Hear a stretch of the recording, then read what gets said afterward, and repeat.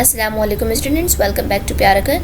आज हम say not the struggle nought availeth की इस एक्सप्लेनेशन करेंगे। अगर आपने क्वेश्चन आंसर्स की वीडियो नहीं देखी है तो आई कार्ड में शो हो रही है, आप देख सकते हैं। इसके अलावा अब हम एक्सप्लेनेशन इसकी कंप्लीट करते हैं। क्वेश्चन आंसर्स इसके तैयार हैं और मज़ीद जो नोट्स मैं आपको एक मिनिमम अमाउंट में देती हूँ इन PDF फॉर्म, तो वो भी आप ले सकते हैं, लेकिन आप व्हाट्सएप नंबर को ओनली फॉर नोट्स इस्तेमाल कर सकते हैं। अगर आपको कोई क्वेश्चन हो तो आप काइंडली कमेंट बॉक्स में पूछिए, तो मैं आपको रिप्लाई करूँगी। अच्छा चलिए, अब हम पोएम पर आ जाते हैं। से not the struggle nought a villain. पहले तो इस पोएम का ख़ुद का मतलब समझ ले, क्योंकि फ़र्स्ट लाइन भी यही सेंटेंस है। से नॉट, ऐसा ना कहो कि जद्दोजहद का कोई फ़ायदा नहीं।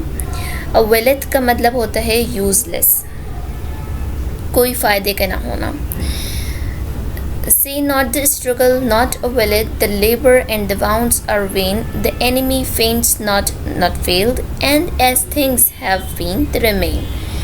ऐसे ना कहो कि जद्दोजहद का कोई फ़ायदा नहीं।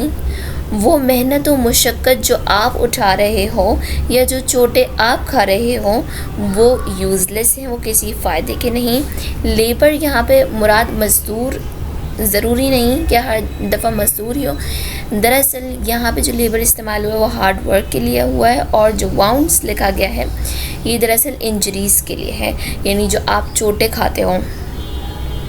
तो द एनिमी फेंट्स नॉट फेल्ड, ऐसा भी ना समझो कि आपके जो सामने का दुश्मन है वो कमज़ोर पड़ गया है या वो हार गया है। फेंट का वैसे मतलब बेहोश होना होता है, लेकिन यहाँ पे जो मतलब है वो कमज़ोर होना है। तो अब यहाँ पर ये जो फर्स्ट 4 लाइन्स से इनमें कहा नहीं गया से नॉट हर दफ़ा, लेकिन ये एक अंडरस्टूड सी बात है कि जब पोएट ने ये एक्सप्लेन किया, मतलब पोएट ने जो ये पोएम लिखी है तो इसमें उन्होंने से नॉट ही कंसीडर किया है कि ऐसा ना समझो जद्दोजहद का कोई फ़ायदा नहीं। वो मेहनत और मुशक्क़त जो आप उठा रहे हो वो फ़ायदे की नहीं। आपके सामने का जो आपका दुश्मन है वो कमज़ोर पड़ गया है या वो हार गया है, ऐसा ना समझो या ऐसा ना कहो। And as things have been they remain, और जैसा वक्त चल रहा है, जैसी चीज़ें अब इस वक्त में मौजूद हैं हमेशा ऐसी ही रहेंगी, ये ज़रूरी नहीं। यानी वक्त बदलता है और तब्दीलियाँ आती हैं। आपका अच्छा बुरा वक्त है जो भी है, ऐसा ही हमेशा नहीं रहना है। If hopes were ड्यूब्स fear may be lawyers. अब देखिए, पहला जो स्टेंजा था उसमें तो जो पोएम है उन्होंने मोहतात किया है कि आप जो है हिम्मत ना हारो, आप अपने दुश्मन को कमज़ोर ना समझो, यूँ ना समझो कि जैसे चीज़ें हमेशा ऐसी ही रहनी हैं। इस तरह से इन्होंने मोहतात किया। अब दूसरे में जब हम आते हैं तो उसमें ये थोड़ी उम्मीद दिलाते हैं, थोड़ी रोशनी डालती है इस बात पर भी कि if hopes were ड्यूब्स fear may be lawyers. अगर आप ऐसा समझते हो, यानी अगर आपके साथ ऐसा होता है कि आपकी जो उम्मीद है वो धोखे का शिकार हो जाती है। ड्यूब्स का मतलब होता है कि धोखे का शिकार हो जाना। अगर ऐसा है कि यहाँ पर पता मतलब क्या है कि अगर आपकी उम्मीद है लेकिन वो वसवसों की वजह से टूट रही है, तो ऐसा भी तो हो सकता है ना कि जो आपके अंदर के खौफ हैं वो झूठे हों, यानी जो आपके खौफ जो आपकी उम्मीदों को तोड़ रहे हैं वो गलत हो, आपकी उम्मीद ही सही हो। It may be in Yon smoke concealed, ऐसा भी हो सकता है कि जैसे हम कहते हैं ना, यहाँ पे पहले मैं एक्सप्लेन कर देती हूँ। जो यॉन है ना उसका मतलब होता है समथिंग एट अ डिस्टेंस, कोई चीज़ दूर होना, फासले पे होना। और स्मोक आप जानते हैं धुआं। कंसील्ड का मतलब होता है हिडन। तो हम इस तरह से भी तो कभी कभार कहते हैं ना कि हम यहाँ मौजूद हैं लेकिन उस पार क्या चल रहा है हमें नहीं मालूम। तो पोएट ने भी इस लाइन में यही बात की है कि आप नहीं जानते कि दूसरी तरफ यानी फासले पर क्या हो रहा है, वो आपसे छुपा हुआ है। Your comrades chase e'en now the fliers, comrades का मतलब फेलोज़ यानी कि साथी, और फ्लियर्स का मतलब वो बुज़दिल लोग जो मैदान छोड़कर भाग जाते हैं। तो अब यहाँ पे क्या मतलब है ये समझिए ज़रा। यानी कॉमरेड्स चेजन यानी जो आपके साथ थे, आपके साथी जो आपकी साथ एक रेस में थे। यानी फॉर एग्जांपल मैं आपको एग्जांपल से समझाती हूँ, आपको ज़्यादा सही से समझ आएगा कि जैसे आप एक सेकेंड ईयर स्टूडेंट हैं, not only you are the second year students, there are many more. एक क्लास में ही अगर मैं छोटी से छोटी बात भी करूँ तो एक क्लास में सेकेंड ईयर के कई सारे स्टूडेंट्स मौजूद हैं, आप एक अकेले वाहिद नहीं हैं। वो तमाम आपके साथ एक रेस में यानी सेकेंड ईयर के कंपटीशन में मौजूद हैं, ठीक है। लेकिन ज़रूरी नहीं कि इतने सारे जो बच्चे रेस में हैं वो तमाम यूनिवर्सिटीज़ तक पहुँचें। ऐसा भी हो सकता है इनमें से बहुत सारे बच्चे रेस में हार जाएं और वो पीछे रह जाएं। तो बिल्कुल ऐसा ही यहाँ पे है कि ये जो सेकेंड ईयर स्टूडेंट्स हैं या आपके साथी हैं, ये आपको चेस करें यानी ये आपके साथ रेस में दौड़ रहे थे, लेकिन अब जो है वो मैदाने जंग को छोड़कर भाग चुके हैं, यानी वो यूनिवर्सिटी लेवल तक नहीं पहुँचे हैं। बहुत इजी वर्डिंग में अगर मैं आपको समझाऊँ तो ये ऐसा सेंटेंस है, and but for you possess the field, और अब आपके लिए ही ये मंजिल तक पहुंचने का रास्ता है।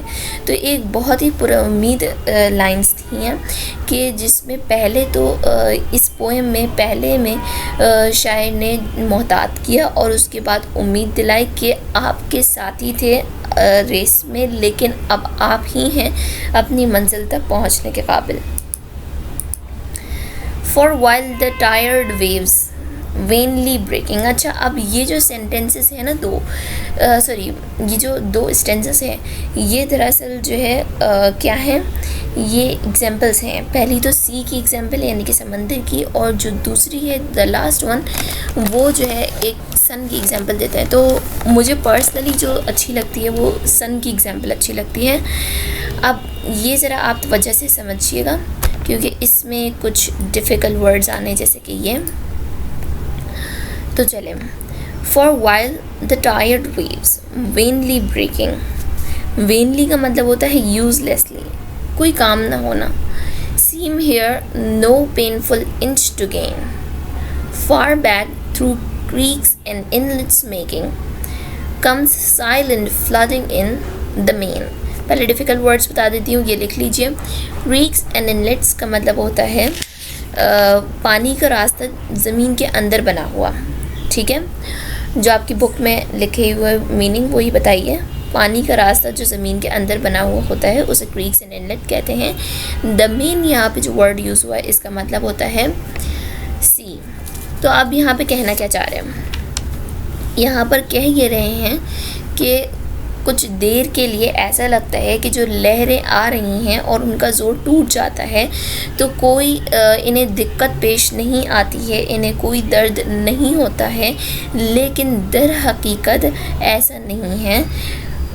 ये जो पानी के अंदर रास्ता बनाते, पानी ज़मीन के अंदर रास्ता बनाता है और फिर जब ये एडवांस होता है, जब ये यानी कि इसकी यूँ कह लें कि एडवांसमेंट होती है, तो ये जो है फिर ज़मीन के अंदर से फिर ये समंदर की लहरों की शक्ल में आता है और जो है समंदर में यानी ये लहरें जो लहरें होती हैं, हमें ऐसा लगता है कि ये जो है कोई भाई इन्होंने मुश्किल नहीं उठाई, इन्होंने कोई दिक्कत नहीं महसूस की, ये बस आई लहरें, इनका ज़ोर टूटा और बिल्कुल यूज़लेस था, कोई इसमें बात नहीं थी। लेकिन दर हकीकत ये जो लहरें होती हैं ये बहुत मुश्किल उठाती हैं, ये ज़मीन के अंदर रास्ता बनाती हैं, ये समंदर तक पहुंचती हैं और उसके बाद उसमें तैरती हैं और इसके बाद फिर ये इनका ज़ोर टूट जाता है।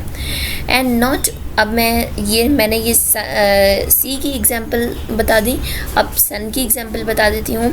And not by the eastern Windows only when day light comes in the light in front the sun climbs slowly, but where the westward looks the land is bright।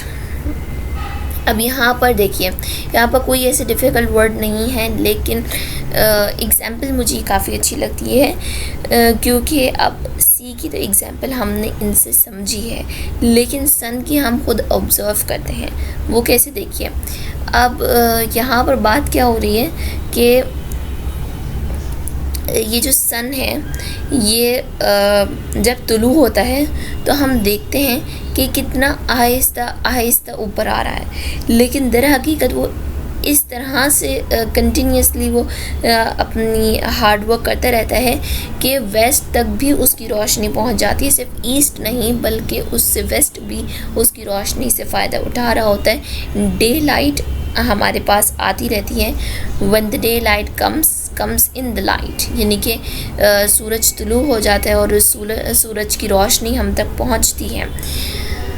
तो अब बज़ाहिर ऐसा है कि बस ये सूरज तुलू हुआ और यहाँ पर रोशनी पहुंची, लेकिन असल में इस सूरज ने बहुत तकलीफ़ उठाई, इस सूरज ने बहुत जद्दोजहद की, बहुत इसने हार्ड वर्क किया कि ये तुलू हो, ये मशरिक़ से तुलू हुआ और फिर इसने मगरिब तक अपनी रोशनी फैलाई। तो ये थी इस पोएम की पूरी एक्सप्लेनेशन। अगर आपको इसमें कोई भी परेशानी हुई हो तो आप मुझे काइंडली इन्फॉर्म कीजिए, कमेंट्स में बताइएगा तो मैं रिप्लाई करूँगी। इसके अलावा अगर नोट्स आपको बाय करने हो तो आप मुझसे व्हाट्सएप नंबर जो कि मैंने डिस्क्रिप्शन लिंक में दे रखा है, आप उस पर रब्ता कर सकते हैं। Thank you.